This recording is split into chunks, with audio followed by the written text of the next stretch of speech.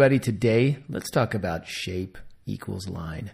So many people get this backwards. They make lines and they hope it creates a shape, but that really is not the best way to think of it as an artist. You need to think shape, and then that will give you a line. So what I'm going to do here real quick is give you a quick bullet box kind of torso shape. It's kind of a combination of a couple of different things, and I'm going to show you how, see those cross contour lines, and I'm creating these shapes. There's a couple of quick cylinders for arms, and for me too, it's always helpful to think of these things as simple shapes because it doesn't scare me. I'm not thinking, oh, it's an arm, it's got to be right and perfect the first time. That's never the case. You're always editing. Never be finishing, always be beginning these drawings. That way, mentally, you're just less scared. So I've just got some cylinders, some shapes. So practice those simple shapes, being able to draw cylinders and boxes and orbs and things like that. Really, really are going to help you out a ton. You also see me drawing their torso first, which is the way I like to do it. So I'm going to add some cross contours here because that really is what's going to help sell the illusion of this. So again, this is shape. It's all shape-based drawing.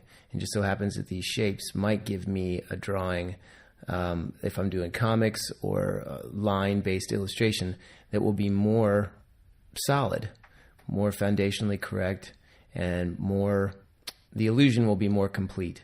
So I'm just adding some cross contours here because cross contour is your friend. I spelled friend right here. I was so excited. So really, cross contours, being able to put those lines back on there really will separate whether you know what that shape is or not. Most people do not know what the shapes are. So here what I'm going to do again is expand this a little bit further, and I'm going to give myself a couple of quick torso shapes, similar to the one I started with there. And it's just shape. My brain has a pretty good understanding of what that shape is. I think if I had to reach into this illusionary space of this paper, I could wrap my hand around that shape because I'm fairly solid with my understanding of that. What I'm going to do here is do a silhouette, an outer contour that's very similar to that first one, but I'm going to add a different overlap, a little different overlap. So you see right there where the rib cage goes over the pelvis, I've got a little line there for the back view and the front view, and just that small change makes a huge difference. And so shape equals line, cross contour is your friend, and overlap is also your friend. You should get to know them very well because they like you. They want to hang out with you. They want to go out to the movies and maybe eat dinner and just hang out. It's exciting.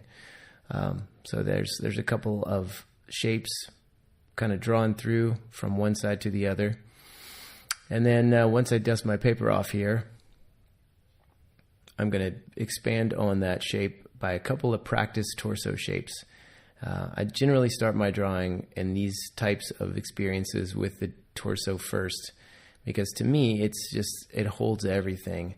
Later I'll do a video of proportions and understanding proportions, and to me the torso is just mission command for all of the other limbs. Everything comes from the torso. People generally want to start with the head first, and there's nothing wrong with that. There's no rules for any of this stuff.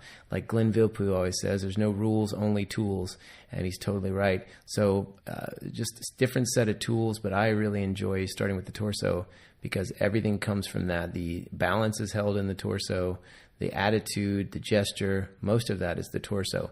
We just spend our days looking at people's heads all day, so we tend to think that that's the most important thing. But as an artist, I need to be able to objectively observe what is happening and not just subjectively based on my own opinions of things that I like to see, things that I focus on. So the torso is really, really important. So there's a little 3/4 front view with a couple of quick cylinders for arms. Here's another it's kind of an extreme back view right up the back of this torso. Same elements. There's a little bullet kind of shape for the rib cage and a little box for the pelvis. Just the simplest shapes. It's primitive forms. So there's a couple of quick passes, and honestly, both of these probably have a very similar outer silhouette. So those outside silhouettes that most artists want to focus on are really the most limited visual illusionary information, because that's what we're doing here. We're taking something and making a fake reality on a piece of paper and hoping that our audience is so taken with our understanding of that fake world that they'll get into the story we're trying to tell. Because it's all story. It's all based on story.